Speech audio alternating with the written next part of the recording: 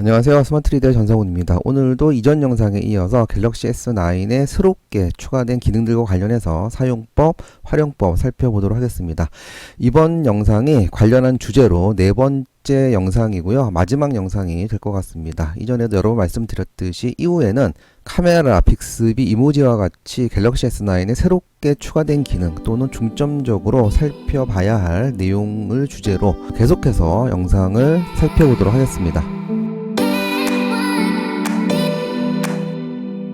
자, 갤럭시 S7과 갤럭시 S9에 천진 키보드를 띄웠는데요. 거의 비슷한데 약간 다른 부분이 눈에 띕니다. 자, 윗부분에 이런 아이콘 부분이 추가적으로 보이는데요. 자, 갤럭시 7에는 없는 겁니다. 자, 이 부분을 이해하기 위해서는 자, 우측 하단에 있는 이 특수 버튼을 여러분들이 이해를 해야 됩니다. 자, 이 버튼에 대한 자세한 설명은 스마트폰에서 한자 입력하기, 한자 변환하기라는 제 강좌가 있는데요. 거기에 자세히 설명이 되어 있습니다.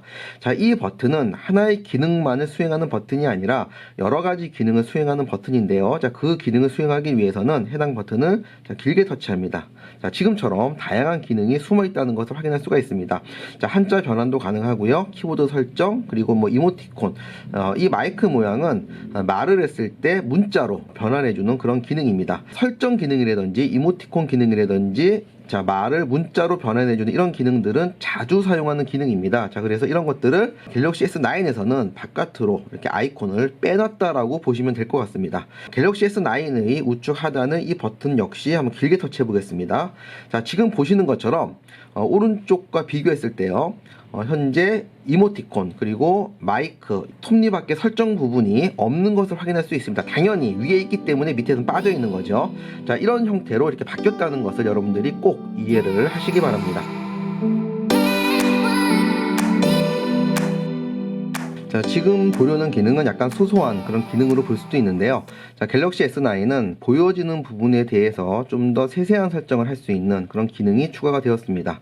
예를 들어서 투명도를 높인다든지 하는 기능인데요. 일단은 잠금 화면에서의 알림 기능이 보여지는 부분을 수정을 해보도록 하겠습니다. 지금 현재 잠금 화면에서 알림 기능이 보이고 있는데요. 자, 이 부분에 있어서 자, 설정 부분으로 들어가서요. 잠금 화면 및 보안을 터치하고요.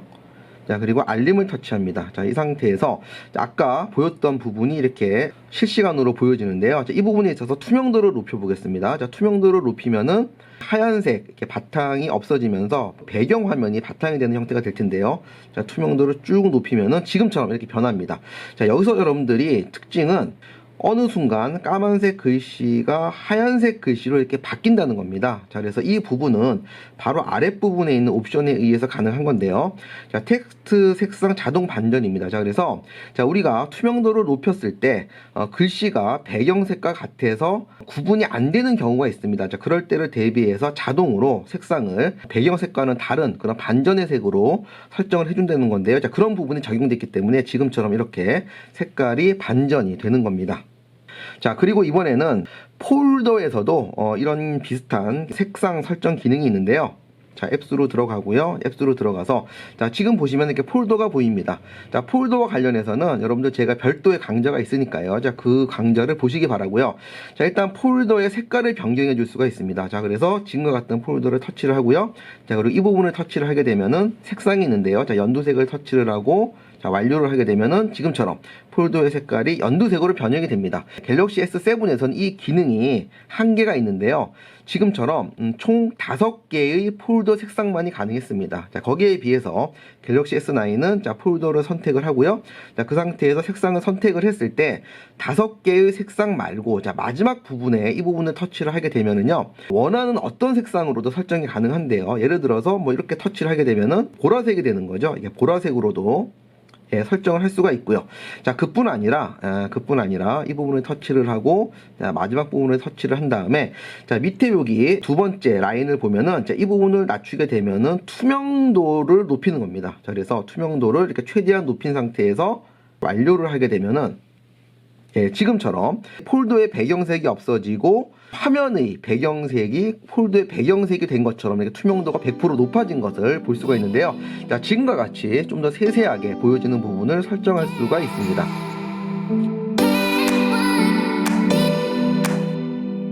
자, 소소한 기능 하나 더 보도록 하겠습니다. 자, 갤러리 앱을 다 실행을 했습니다. 자, 갤럭시 S7에서 사진 한 장을 선택을 하고요. 자, 이 사진에 대한 정보를 볼 수가 있습니다. 이 사진을 언제 찍었고 사진의 사이즈는 어떻게 되고, 요즘 같은 경우에는 사진을 찍은 장소까지도 확인할 수가 있는데요. 자, 해당 사진을 터치하고 자, 점점점 더보기 버튼을 누르고요. 그리고 상세 정보를 누르면 자, 해당 사진에 대한 정보, 다시 말해 메타 값을 확인할 수가 있습니다. 자, 마찬가지 그런 정보를 갤럭시 S9에서도 당연히 볼 수가 있는데요. 사진을 선택을 하고 점점점 더보기 버튼을 누르고 상세 정보를 터치하면 해당 사진에 대한 메타 값을 볼 수가 있을 겁니다. 자, 근데 갤럭시 S9에서는 이렇게 하지 않고 손가락 제스처만으로도 메타 값을 볼 수가 있는데요. 사진 어느 장소에든지 아래에서 위쪽으로 손가락을 이렇게 드래그 하듯이 올립니다. 자, 그러면은 바로 이렇게 메타 값을 확인할 수가 있습니다. 자, 한 가지 주의할 점은 위에서 아래로 내리면 안 되고요. 반드시 밑에서 위로 올려야 된다는 겁니다. 자, 잘 활용해 보시기 바랍니다. 자, 지금부터는 Always On 디스플레이 기능과 관련해서 갤럭시 S7과 갤럭시 S9에 대한 차이점을 살펴보도록 하겠습니다. 제가 일단 영어 발음이 너무 안 좋은데요. 자, 이 부분은 양해를 좀 구하겠습니다. 자, Always On 디스플레이 기능이 어떤 기능인가를 알려드려야 될 텐데요. 이미 우리가 알고 있는 기능입니다. 화면이 이렇게 완전히 잠긴 상태에서 자, 시간이 표시가 되는데요. 자, 이게 바로 Always On 디스플레이 기능입니다. 자, 이 기능이 없었을 때는 시계를 보기 위해서 화면을 켜야 하는 그런 번거로움이 있었는데요. 자, 이 기능이 있고부터는 자, 그런 번거로움이 없어진 거죠. 자, 관련돼서 어떤 기능이 달라졌는가를 볼 텐데요. 자, 이 부분을 설정하는 부분으로 들어가겠습니다. 양쪽 다 설정으로 들어갔고요. 자, 일단 설정하는 위치가 다릅니다. 다시 말해서 갤럭시 S7 같은 경우에는요, 여기 보시면은 디스플레이라는 이 항목에 해당 설정 부분이 있는데요. 갤럭시 S9은 잠금 화면 및 보안 부분에 관련된 그런 기능이 있습니다. 자, 그래서 갤럭시 S7에서 이 디스플레이 기능을 들어가면은요, 자, 밑에 보면은 Always On 디스플레이라고 하는 항목이 보입니다. 자, 이 부분을 터치를 하면은요, 자, 여기에서 이것을 사용할 것인가 말 것인가를 설정할 수도 있고요. 다양한 기능이 있는데요. 자, 관련된 기능이 갤럭시 S9은 디스플레이 부분이 아닌 잠금 화면 및 보안으로 들어가야 됩니다. 자, 이 부분에 들어가게 되면은 보시는 것처럼 자, Always On 디스플레이 항목이 보이고요. 자, 터치를 해보겠습니다.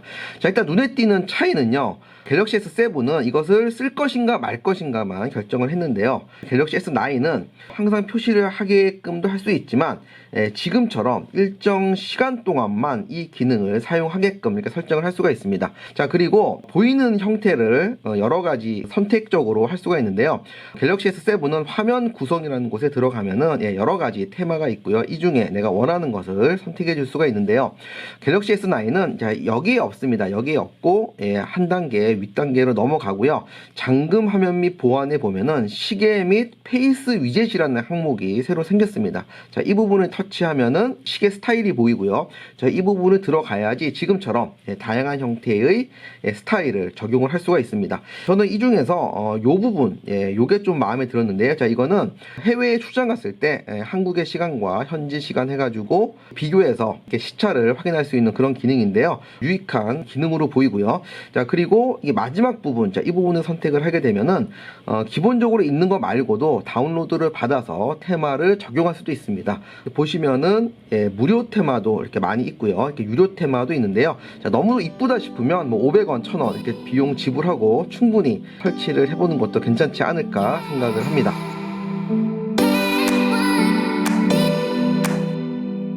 자, 다음은 멀티 윈도우와 관련해서 갤럭시 S9에서 새롭게 추가된 기능을 살펴보도록 하겠습니다. 멀티 윈도우를 모르시는 분들은 제 강좌 중에 멀티 윈도우와 관련된 그 강좌가 있으니까 해당 강좌를 참고하시기 바랍니다. 자, 멀티 윈도우는 한 화면에 두 개의 창으로 나눠서 두 개의 앱을 띄워놓고 동시에 보면서 작업을 하는 그런 형태를 얘기합니다.